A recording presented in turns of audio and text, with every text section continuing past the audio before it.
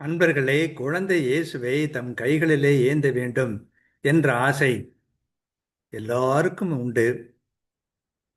ஆனால் புனிதர் வளனார் அவரை கையிலே ஏந்துவது, மார்போடு அணைப்பது, இதையெல்லாம் விட அவருடைய திருவடிகளை தலையிலே சூடிக்கொள்ள வேண்டும் என்ற எண்ணம்தான் அதிகமாக இருக்கிறது என்பதை தேம்பாவணியிலே இறையடியார் வீரமாமுனிவர் நமக்கு காட்டுகிறார். அந்த அற்புதமான செயல் ஒன்று இன்று நாம் பார்க்க போகிறோம். பல செயல்களிலே இதை அவர் சொல்லியிருக்கின்றார். அது சூசேப்பருடைய தாழ்ச்சியை நமக்கு புலப்படுத்துகிறது. என்ன சொல்லுகிறார்? ஒளிப்பட உயர்ந்த பேறு ஒன்றும் இன்றியும்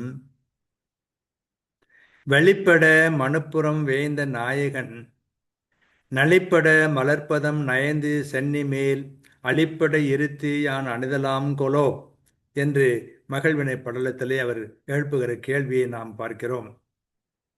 இதன் பொருள் என்ன?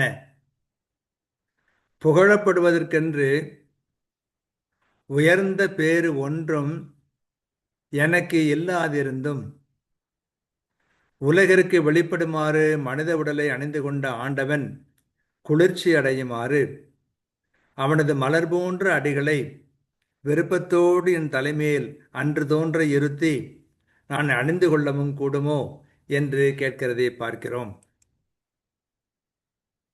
இதனுடைய கருத்து என்ன என்றால், உலகினர் காணத்தக்க வகையிலே இறைமகன் பிறந்துள்ளான். எத்தகைய சிறப்பும் அற்ற நான் அவனுடைய திருவடிகளை என் தலையில் தாங்கக்கூடுமோ என்கிறார் தாழ்ச்சியில் பழுத்த சூசை.